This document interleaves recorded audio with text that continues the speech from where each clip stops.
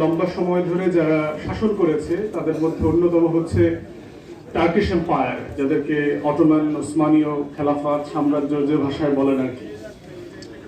Ottoman এম্পায়ারের সময়ে তারা Mamluk সহ হিসাব করলে প্রায় 800-850 বছর শাসন করেছে এবং এই পুরো ওসমানী খেলাফতের ভিতরে সবচেয়ে সফল শাসক বলা হয় সুলতান সুলাইমানকে। ইংলিশে ওনাকে নিয়ে লেজেন্ডারি বুকস আছে, কিংবদন্তি, সুলাইমান দ্য ম্যাগনিফিসেন্ট, প্রচুর বই পুস্তক আছে আর কি। ইউরোপের ঐতিহাসিকরা লিখেছেন যে জেনেসারিস ছিল তখন। জেনেসারিস মানে হচ্ছে ধরেন এলিট ফোর্স, যেটাকে আমরা বলি যে একটা সাম্রাজ্যে অনেক ধরনের ফোর্স থাকে, তার ভিতরে যেটা এলিট ফোর্স ছিল, যেটা সুলতান সুলেমান নিজে কমান্ড করতেন। তো ইউরোপের ইতিহাসে লেখা হয়েছে বিভিন্ন জায়গাতে যে জেনিসারিসরা আসছে এটা শুনলেই 1/3 of the armies in Europe would have left the battlefield. জেনিসারি আসতেছে আজকের যুদ্ধে এটা শুনলেই ইউরোপের 1/3 সোলজার ব্যাটলফিল্ড থেকে চলে যেত, তারা এত দুর্ধর্ষ ছিল। তো সেই সময়ে আপনার সুলাইমানিয়া মসজিদ যেটা আছে, সুলতান সুলেমানের সবচেয়ে গ্র্যান্ড মস্ক যেটা বলেন, জাতীয় মসজিদ, সেই মসজিদে একজন ইমাম নিয়োগ হবেন। তো ইমাম নিয়োগের জন্য এটা 1559-60 সালের কথা, একটা বিজ্ঞাপন দেওয়া হয়েছে। যারা তরুণ ওলামায়ে কেরাম এখানে আছেন তারা মিলায়া পড়বেন আর কি, আর যারা আকাবের আছেন, মুরব্বীরা আছেন, আপনারা ভাববেন যে আপনারা আসলে কি পড়াচ্ছেন। মহাসাবা খুব জরুরি আমাদের নিজেদের জন্য। সেখানে 7টা রিকোয়ারমেন্টের কথা বলা ছিল যে গ্র্যান্ড মসজিদের, জাতীয় মসজিদের ইমাম নিয়োগ হবে, 7টা যোগ্যতা দরকার। প্রথম বলা আছে তাকে 4টা ভাষায় পারদর্শী হতে হবে, আরবি, ফার্সি, তুর্কি এবং ল্যাটিন। ল্যাটিনের জায়গায় আজকে কোন ভাষা যোগ হবে? ইংরেজি। দ্বিতীয় যোগ্যতা বলা হয়েছে তিনি ইসলাম যেমন জানবেন, তিনি তুলনামূলক ধর্মতত্ত্ব জানবেন, মানে তিনি বাইবেল জানবেন, তোরা জানবেন, old testament, new testament, everything জানবেন। তিনি প্রত্যেক ধর্ম সম্পর্কে তার ধারণা থাকবে। তৃতীয় বলা হয়েছে যে ইসলামের শরিয়া এবং ফিকহ সম্পর্কে তার অগাধ নলেজ থাকবে এবং পৃথিবীতে মুসলিম বিশ্বে প্রচলিত প্রত্যেকটা মাযহাবের উপরে তাকে পণ্ডিত হতে হবে, তৃতীয় যোগ্যতা। চতুর্থত বলা হয়েছে যে তিনি ম্যাটেরিয়াল সায়েন্স সম্পর্কে জানবেন, যে ফিজিক্স, কেমিস্ট্রি, বায়োলজি, ম্যাথ, এই যে সায়েন্স গুলো আছে, বিজ্ঞান, অঙ্ক, এর প্রত্যেকটা জিনিস সম্পর্কে উনি মাস্টার হতে হবে। পঞ্চম যোগ্যতা বলা হয়েছে যে তিনি যুদ্ধবিদ্যা সম্পর্কে জানবেন, তিনি তীর চালাতে পারবেন, তিনি ঘোড়া সওয়ার করতে পারবেন, যুদ্ধের যে যত আইটেম থাকবে সেগুলো উনি জানবেন।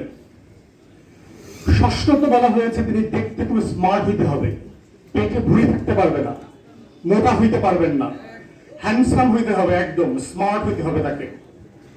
এবং সপ্তম বলা হয়েছে তার কণ্ঠ অসাধারণ শ্রুতিমধুর হইতে হবে। এই হলো তার 7টা যোগ্যতা। এর প্রত্যেকটাই বর্তমানে প্রযোজ্য, শুধু যুদ্ধবিদ্যায় যেখানে ওখানে মার্শাল আর্ট, তীর চালানো, ঘোড়সওয়ারের কথা আছে, তার বদলে আপনি বর্তমানে পড়ে নেন যে আপনাকে এসএমজি, এলএমজি চালাইতে জানতে হবে, ট্যাঙ্ক চালাইতে জানতে হবে, যুদ্ধ বিমান চালাইতে জানতে হবে, এইটা রিপ্লেস করেন।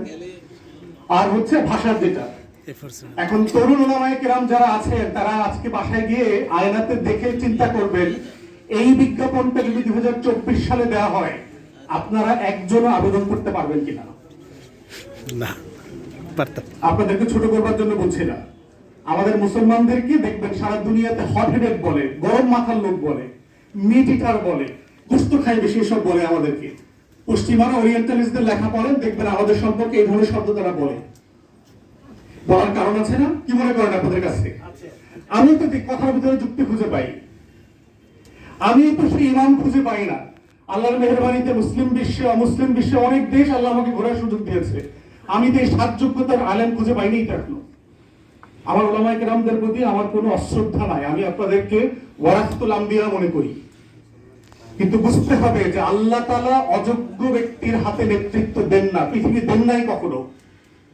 সারা পৃথিবীর নেতৃত্ব উসমানীয়দের হাতে কেন দিয়েছেন, এই বিজ্ঞাপনটা আপনাদেরকে মাথায় নিতে হবে। শেষ করছি যে একটা রাষ্ট্র, একটা সমাজ থেকে শিক্ষা ব্যবস্থা আসলে কি চায়, সেটা হচ্ছে যে তিনটা জিনিস অ্যাচিভ করতে চায় নাগরিকদের কাছ থেকে। একটা হচ্ছে যে সে কিছু জ্ঞান শিখাইতে চায়, তার সম্পর্কে, তার চারপাশ সম্পর্কে, তার সমাজ সম্পর্কে, তার ইতিহাস, তার সমসাময়িক দুনিয়া সম্পর্কে জানাইতে চায়। এটাকে আমরা বলি নলেজ পার্ট। দ্বিতীয়ত হচ্ছে একটা স্কিল পার্ট আছে, যে আমি কিছু কাজ জানি, আমি যে স্কুলে কলেজে মাদ্রাসায় পড়ছি, আমি নাপিতের কাজ জানি, আমি মিস্ত্রির কাজ জানি, আমি আইন পেশা জানি, আমি মসজিদ কমিটি ম্যানেজমেন্ট জানি, আমি কোনো না কোনো কাজ জানি, 4-5টা কাজ জানি, এটাকে বলে স্কিল পার্ট।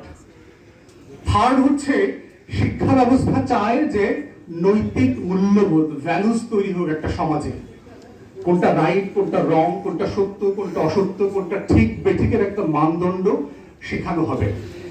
এইটাই হচ্ছে যেটা আপনারা বারবার ইসলামী শিক্ষা ব্যবস্থার কথা বারবার বলছেন। প্রশ্ন হচ্ছে বিকল্প তৈরি করা দরকার। সরকারের সমালোচনা এনাফ না, প্রত্যেক ক্লাসের বই ধরে ধরে বিকল্প বই ইসলামের দৃষ্টিতে প্রকাশিত হওয়া দরকার, এটা এক্সাম্পল করা দরকার। সালাম আলাইকুম।